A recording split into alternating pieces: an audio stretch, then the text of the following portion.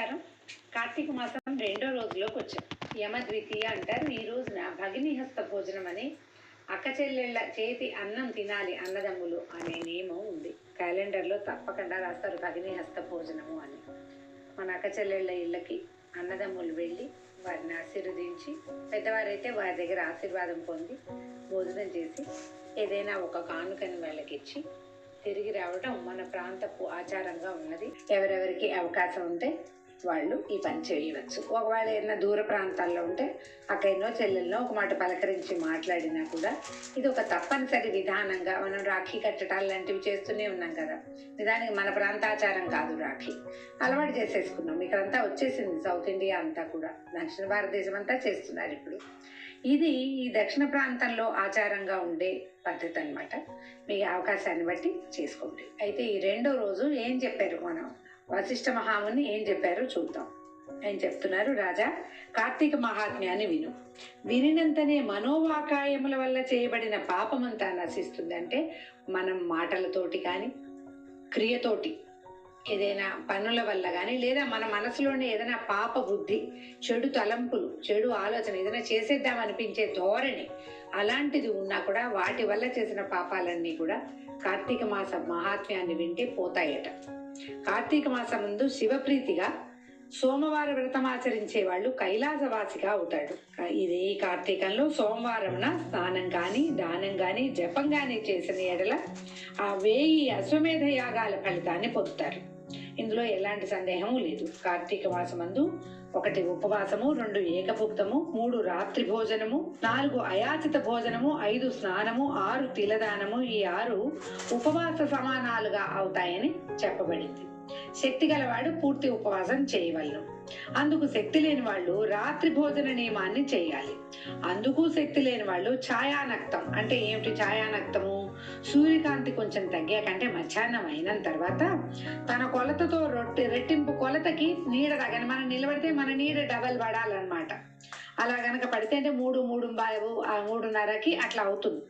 ఆ సమయంలో భోజనం చేయటం, లేదా అలా కూడా అప్పటిదాకా ఖాళీ పట్టతోటి ఉండలేని వాళ్ళైతే బ్రాహ్మణులను ఎవరినైనా భోజనానికి పిలిచి వారితో సహా పగలే భోజనం చేయాలి. ఇది గృహస్థులకు శక్తి అందును అన్ని విధాల ప్రతి వారికి విధించబడింది. ఎవరైనా ఇది ఇలా చేసుకోవచ్చు అన్నమాట. ఎవరితోటైనా కలిసి భోజనం చేయటం అంటే వేరే వారికి, ఇతరులకి భోజనం ఇచ్చి వారితో కలిసి భోజనం చేయటం కూడా ఉపవాసంతో సమానమైన ఫలితాన్ని ఇస్తుందని చెప్పారు. మానవులు కార్తీక మాసమందు కార్తీక వ్రతాల్లో దేన్నైనా ఆచరించని ఎడల, అంటే ఇన్ని చెప్పారు, ఇన్ని రకాలు, వీటిలో ఏ ఒకటి కూడా చేయకపోతే గనక 8 యుగాలు నరకమందు, కుంభీపాకంలోనూ రౌరవంలోనూ నానా బాధలు పడతారట. కార్తీక సోమవారమందు ఒకవేళ భర్తలు గనక లేనివారు, ఈ జన్మలో ఏదో ఒక ఇబ్బంది వల్ల భర్తని కోల్పోయిన వారు కనుక ఈ కార్తీక మాసంలో సోమవారం నాడు యథావిధిగా ఉపవాసం చేసి పరమేశ్వరుని పూజిస్తే గనక శివలోకాన్ని పొందుతారు. అందరూ చెయ్యొచ్చు అని చెప్పడం కోసమే ఈ వాక్యం చెప్పబడిందండి. స్త్రీలు కానీ పురుషులు కానీ ఎవరు కార్తీక సోమవారం అందు నక్షత్రాలు చూసి రాత్రి భోజనం చేస్తారో వాళ్ళ యొక్క పాతకాలు అగ్ని యందు వేయబడిన దూది వలె నశించిపోతాయి. అగ్నిలో దూది వేస్తుందని క్షణంలో మాయమైపోతుంది. అలాగా పగలు ఉపవాసం ఉండి రాత్రి భోజనం చేయాలన్నమాట. అలా చేస్తే పాపం నశిస్తుంది. కార్తీక సోమవారం మందు శివలింగమునకు అభిషేకము పూజ చేసి రాత్రిపూట భుజించేవాడు శివుడికి పరమ ప్రీతికారకుడు అవుతాడట. ఈ విషయాన్ని గురించి తెలిపేటువంటి ఒక కథ ఉంది, చెప్తున్నారు. ఏమట? ఇది వినేవారికి చెప్పేవారికి కూడా పాపనాశనం అవుతుందట. పూర్వము కాశ్మీర దేశంలో ఒకానొక పురోహితుని కూతురు స్వాతంత్ర నిష్ఠురి అనే పేరు కలిగినటువంటి ఒక చక్కటి అందమైన అమ్మాయి ఉండేదట.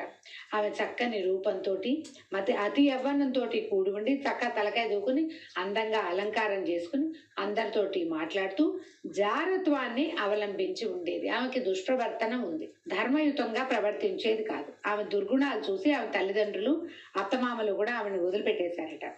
అయితే ఆమె భర్త పేరేమిటి? సౌరాష్ట్ర దేశీయుడైన మిత్రశర్మ అతని భర్తట. ఆయన వేదాంగ పారంగతుడు, ఎన్నో చదువుకున్నాడు. ఏం చదివాడు?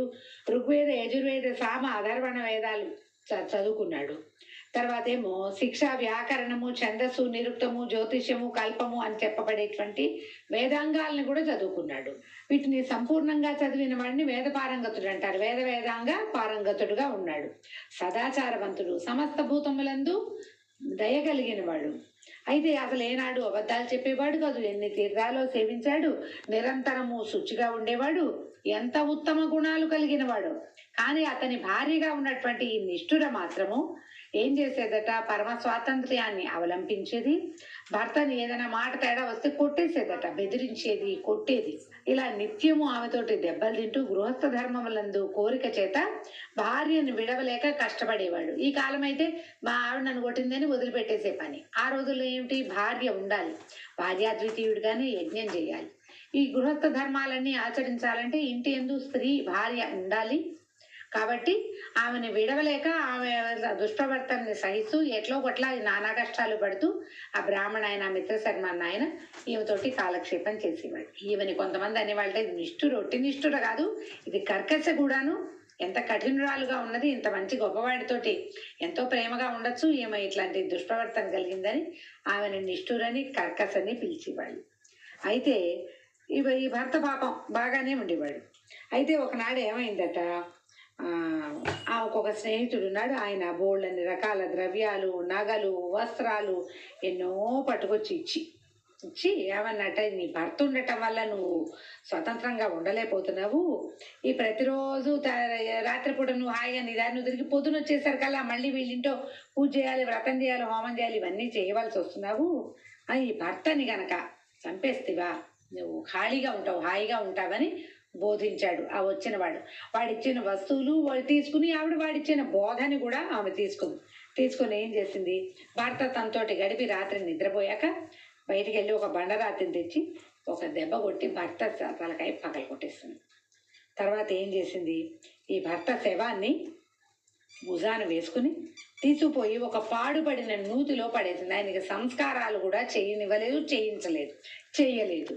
తర్వాత ఏం చేసింది, ఈ విధంగా భర్తని సంహరించిన తర్వాత మంచి వయసులో ఉన్న వాళ్ళు, పరస్త్రీ సంగమాభిలాష కలిగిన వాళ్ళు, కామశాస్త్ర ప్రవీణులుగా ఉన్నవాళ్ళు, వర్ణ సంకరకారకులైన ఎంతో మందితోటి, అనేక జాతి పురుషులతోటి స్వేచ్ఛా విహంగంలాగా ఈవిడ తిరుగుతూ ఉండేది.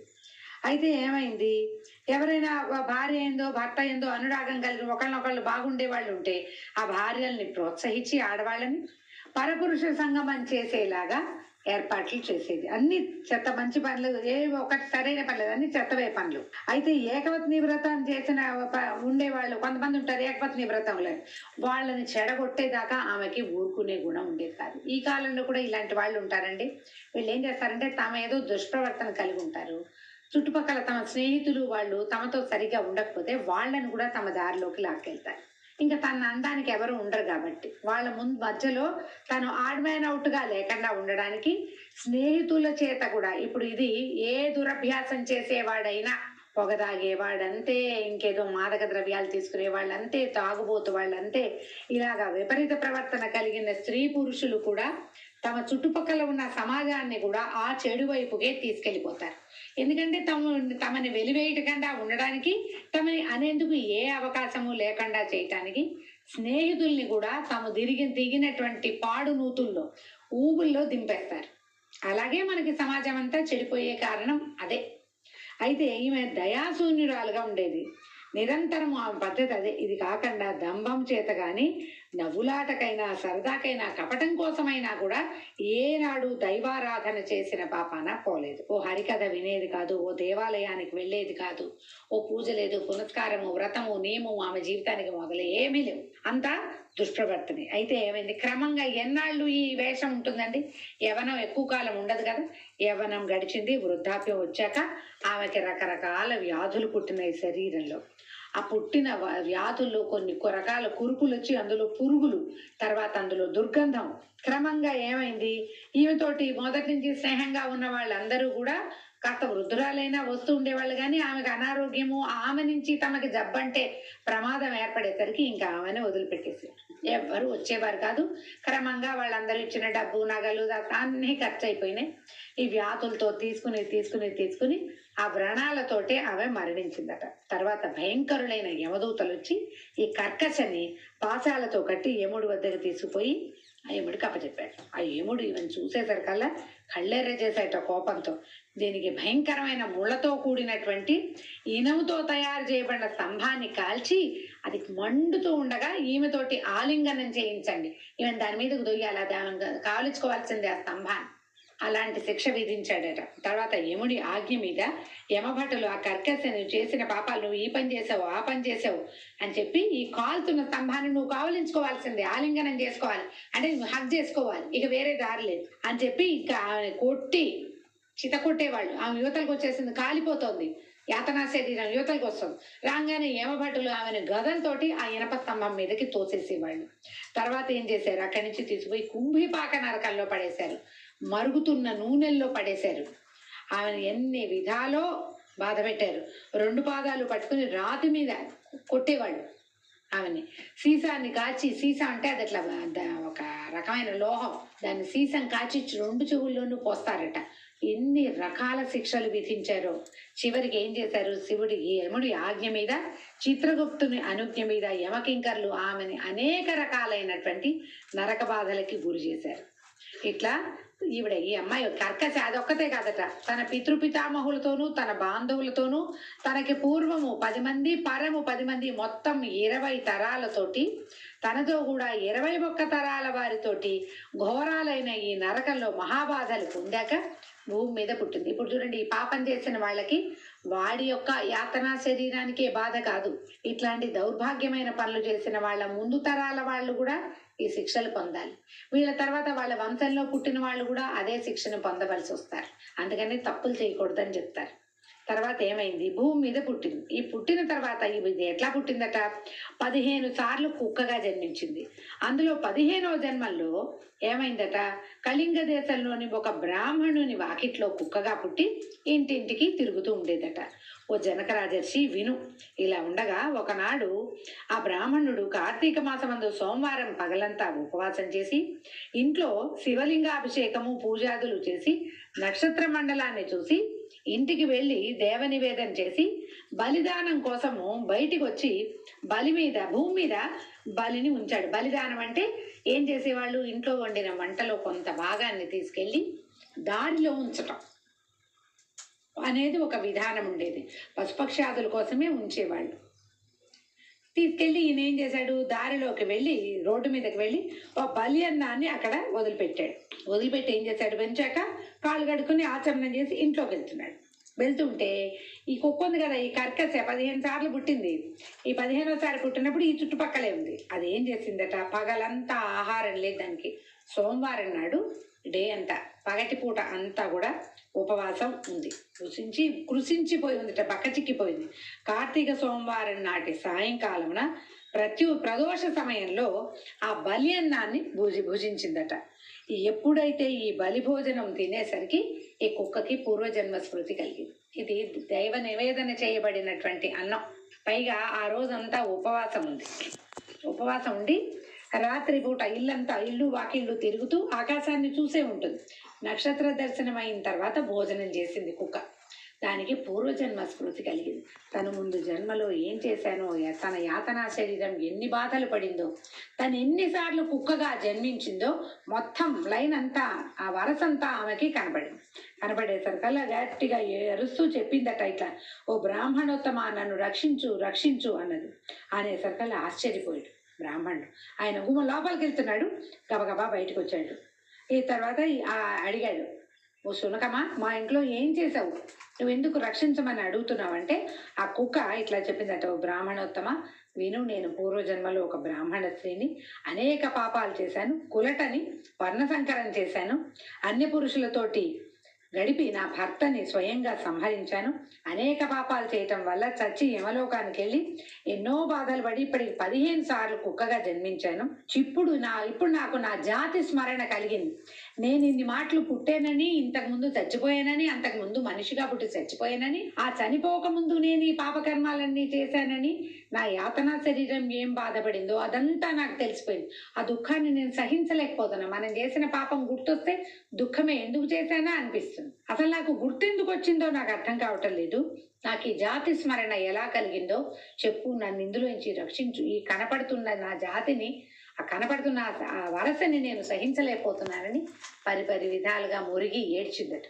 అప్పుడు ఈ బ్రాహ్మణోత్తముడు ఈ మాట విని తన జ్ఞాన దృష్టితో చూసి తెలుసుకుని ఇట్లా చెప్పాడట. నువ్వు కుక్క, ఓ శునకమా, ఈ కార్తీక సోమవారం నాడు ప్రదోష సమయం వరకు భుజించకుండా ఉండి ఇప్పుడు నేను పెట్టినటువంటి ఈ బలిని భక్షించావు కాబట్టి నీకు జాతి స్మృతి కలిగింది అన్నప్పుడు ఈ కుక్క మళ్ళీ బ్రాహ్మణోత్తముడిని అడిగింది, ఎట్లా నాకు ఈ జీవితం నుంచి విముక్తి లభిస్తుందో చెప్పు అంటే, అప్పుడు ఆయన ఏం చేశాడట, ఈ బ్రాహ్మణుడు పరోపకార బుద్ధితోటి కార్తీక సోమవారాలయందు తాను చేసిన పుణ్యంలో ఒక్క సోమవార వ్రత పుణ్యాన్ని ఈ కుక్క పేరు చెప్పి దానికి దానం చేశాడు, ధారపోసాడట. ఎప్పుడైతే ఈ సోమవార పుణ్యం తనకి లభించిందో ఈ కుక్క తన శరీరాన్ని విడిచి ప్రకాశిస్తున్నటువంటి అద్భుతమైన దైవ శరీరం కలదై ప్రకాశించేటి వస్త్రాలు, మాల్యాలు అంటే దండలు, పువ్వుల దండలు ధరించి ఆభరణాలంకృతయే తన పితరులతో కూడా కైలాసానికి పోయింది. కుక్కకు ఒకదానికే మోక్షం రాల, ఆమె వల్ల యాతనా శరీరంతో యమబాధలు పడుతున్నటువంటి ఆమె పితరులు, ఆమె 10 ముందు తరాలు 10 తర్వాత తరాల వారు కూడా ఆ విమానం ఎక్కి కైలాసానికి వెళ్ళిపోయి అక్కడ పార్వతీదేవి శివునితో కూడా ఎంత ఆనందిస్తుందో ఈ కర్కశ కూడా అంత ఆనందాన్ని పొందిదట. కాబట్టి కార్తీక మాసమందు సోమవార వ్రతము ఆచరింపదగినది. ఎవడు కార్తీక సోమవార వ్రతాన్ని చేస్తాడో వాడి మోక్షం వాడి చేతిలో ఉన్నట్టేనట. కాబట్టి ఓ జనక మహారాజా, పుణ్యప్రదమైన కార్తీక వ్రతాన్ని నీవు ఆచరించమని వశిష్ఠ మహాముని రాజర్షికి బోధించారు. దీంతో 2వ రోజు పారాయణ పూర్తి చేసుకున్నామండి. రేపు ఉదయం 3వ రోజు పారాయణలో కలుసుకుందాము.